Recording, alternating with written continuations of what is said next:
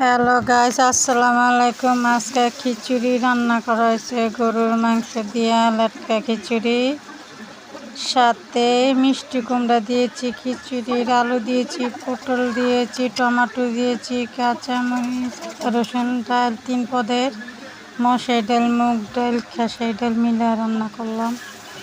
আর খিচুড়িটা খুবই স্বাদ হয়েছে। মাংসটা আলাদাভাবে কষায় নিচ্ছি, সিদ্ধ করে নিয়ে তারপরে এটার ভিতরে দিয়ে দিচ্ছি, রান্না করে নিয়ে খিচুড়ির ভিতরে ঢেলে দিয়েছি, দেশি ধনিয়া পাতা দিয়েছি।